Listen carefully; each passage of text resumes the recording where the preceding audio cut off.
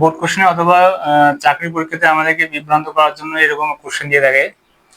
তো আমাদেরকে এখানে এরকম একটা চিত্র দিয়েছে, এখানে ত্রিভুজ দিয়েছে দুইটি, এবং দেওয়ার পর আমাদেরকে বলছে যে এক্স কোণ দিয়ে আছে, এটার মান কত। এখানে একটা কোণ দেওয়া আছে, এই কোণের মান হচ্ছে 100 ডিগ্রি, এবং এখানে আরেকটি কোণ দেওয়া আছে, এটা হচ্ছে 35 ডিগ্রি। এগুলো যদি আমরা এ, বি এবং সি দ্বারা একটা ত্রিভুজ কল্পনা করি, এটিকে যদি ডি বিন্দু নেই, এটিকে ই বিন্দু নেই, তাহলে আমরা এরকম কোশ্চেনগুলো কিভাবে চিন্তা করব। এবং এখানে আরেকটি জিনিস দেওয়া আছে, সেটি হচ্ছে এখানে বাইরে যে ত্রিভুজটি দেওয়া আছে সেটা হচ্ছে সমবাহু ত্রিভুজ। যদি এটি সমবাহু ত্রিভুজ হয় তাহলে এর প্রত্যেকটি কোণের মান হবে 60 ডিগ্রি।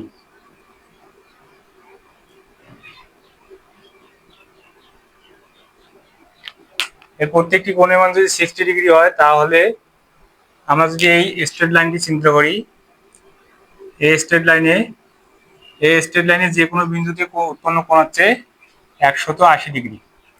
তো আমরা এই বিন্দু যদি চিন্তা করি, এই বিন্দুতে উৎপন্ন কোণ হচ্ছে 180 ডিগ্রি, তাহলে এখানে একটা কোণ দেওয়া আছে, এটা হচ্ছে 35 ডিগ্রি, আবার এইটুকু কোণ পেলাম হচ্ছে 60 ডিগ্রি। তো পুরো কোণটা হচ্ছে 180 ডিগ্রি। এখান থেকে যদি 35 আর এদিকে কোণ যদি বাদ দিয়ে দেই, 35 ডিগ্রি প্লাস হচ্ছে 60 ডিগ্রি, তাহলে হবে 180 ডিগ্রি, মাইনাস হচ্ছে এদিকে যোগ করলে হবে 95 ডিগ্রি,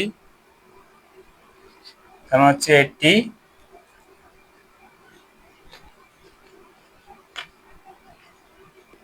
বিয়োগ করলে পাবো হচ্ছে 85 ডিগ্রি। তো এই কোণের মান হচ্ছে 85 ডিগ্রি। এখন যদি এ বি সি ত্রিভুজ কল্পনা করি, এখানে বি কোণ হচ্ছে 100 ডিগ্রি, আর এখানে এ কোণ হচ্ছে 85 ডিগ্রি। এই দুটি কোণ যোগ করলে পাবো হচ্ছে 100 যোগ হচ্ছে 85 সমান সমান হচ্ছে 185 ডিগ্রি।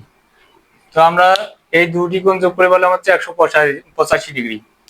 তো আমরা জানি ত্রিভুজের তিন কোণের সমষ্টি, এখানে কোণ এ প্লাস হচ্ছে কোণ বি প্লাস কোণ সি, এরা সবসময় কি হবে, 180 ডিগ্রি হবে। এর থেকে বেশি বা কম হলে আমরা ত্রিভুজ পাবো না।